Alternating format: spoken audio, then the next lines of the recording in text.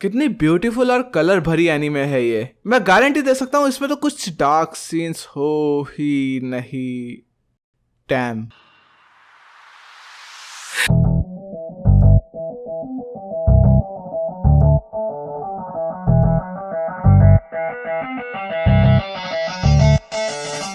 माई hero academia एक ऐसा show जिसके most of the fan base को स्टोरी से ज्यादा कैरेक्टर शिपिंग में इंटरेस्ट है।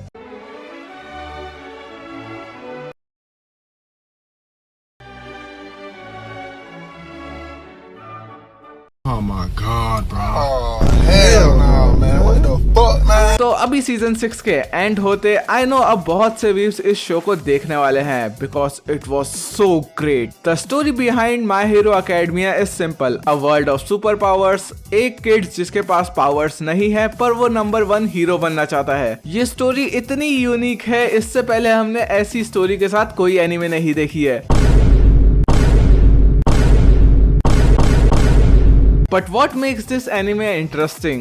The 3 points: world building, character development, and lore explanation. My Hero Academia characters are some characters are pretty awesome. Even villains like Shigaraki and Dabi, जिनके style से प्यार ही हो जाता है। वैसे तो ये एनीमे एक बेसिक सा विलन एस्टेब्लिश कर एक बहुत ही लंबी फ्रेंडशिप और लव से भरी एनीमे बन सकती थी, but it chose the complex way. The way जो स्टार्ट होती है स्माइलिंग फेस और ड्रीम्स सच करने के प्लॉट से और पहुंच जाती है डिप्रेस्ड और रेज के इमोशन पर। ये शो तुम्हें एक राइड पे ले जाएगा, a ride full of the colourful beginning, the hard work, the competition, the other side, to give your all, the final war, the depression, the rage। Story का हर एक आर्क एक रीजन पर based है, जहां world development feels just perfect कि किस तरह एक इनोसेंट किड अपनी फ्रेंड्स और फैमिली को बचाने के लिए अल्टीमेट लेवल के एंगर को अपनाता है, जो अपने एनिमी को अब कोई मर्सी दिखाना नहीं चाहता। From learning from his teachers to seeing them die, from following his idol to tell him not to follow him anymore. This is what I call a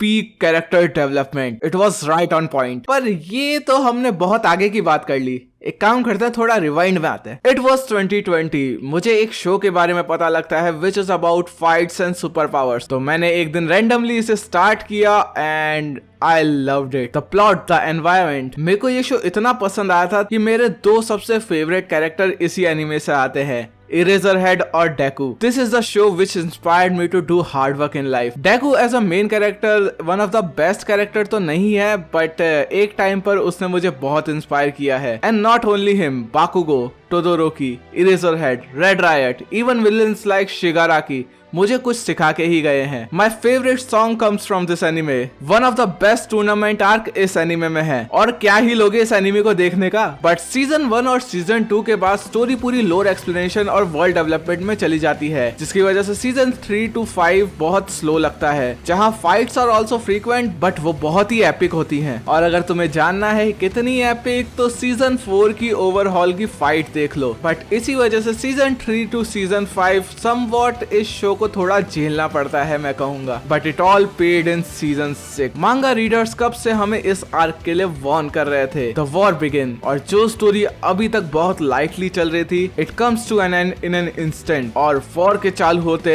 there is suffering everywhere, जहां किसी भी character के पास कोई plot armour नहीं है, चाहे वो heroes की साइड हो या विलन्स की। Everyone is straight up dying. और रियल डैमेज तो वॉर के बाद चालू होता है। द पब्लिक जो अब हीरोज पर भरोसा नहीं करती, सिटीज की सिटीज डिस्ट्रॉय हो चुकी हैं, सब सेल्फिश बन चुके हैं। और डेकू जो अपने फेस पर एक स्माइल के साथ सिटी को सेफ रखना चाहता था, अब फुल रेज में अकेले सबको मारने निकल चुका है। द वन कैरेक्टर जो हमेशा मोटिवेटेड रहा, इवन जब उसके पास कुछ नहीं था, इवन जब वो अपनी पावर से खुद को ही हार्म पहुंचा रहा था। To see him depressed, it hurt, but at the same time it's cool.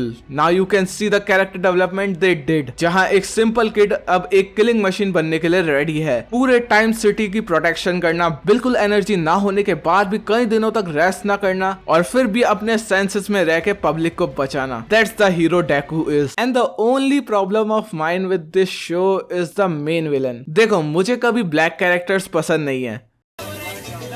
Hey yo, what the fuck? नहीं, मैं रेस की बात नहीं कर रहा हूँ। There are 3 types of characters. First type is white characters who are on good side, like main characters, no not you, जो कभी किसी को हार्म नहीं पहुंचाते और पीस रखना चाहते हैं। Second type is black characters who are purely evil, जिनके पास कोई रीजन नहीं होता इवल होने का, फिर भी वो इवल ही है। And the third type is grey characters, जो किसी रीजन से विलन बनते हैं या जो विलन से किसी रीजन से हीरो की टीम में आ जाते हैं। और मुझे ग्रे कैरेक्टर्स सबसे ज्यादा पसंद आते हैं। And this is one of the main reason I loved Death Note, because in that series there is no white and black, it's all grey. All for one, the main villain of My Hero Academia is a black character, और मेरे को कोई reason नहीं दिखता इसका villain होने का। Maybe ये एक्सप्लेन करना एनिमे में बाकी हो, but I like Shigaraki as a villain more. और ये ब्लैक कैरेक्टर्स वाली मेरी इसी एनिमे से नहीं, इवन कहीं ऑसम शोज में भी मेरे को ब्लैक कैरेक्टर्स पसंद नहीं आते।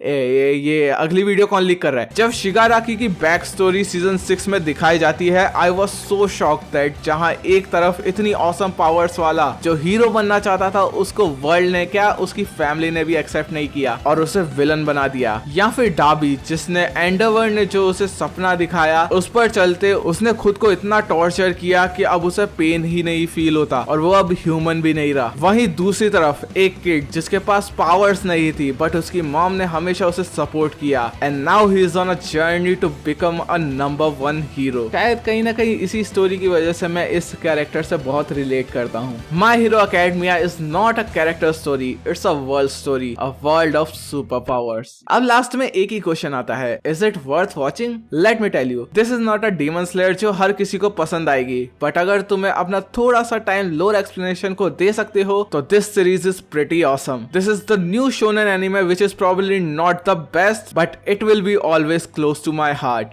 until तुम इसकी थर्ड मूवी को हटा दो, क्योंकि वो बहुत ही बुरी थी। This anime taught me to how to live my life to the fullest। कहीं ना कहीं अभी मैं कंटेंट भी क्रिएट कर रहा हूँ तो इसी एनिमे से इंस्पायर होकर कर रहा हूँ। It taught me to give my best, to live for others, to give it my all, to be myself, to go beyond my limits।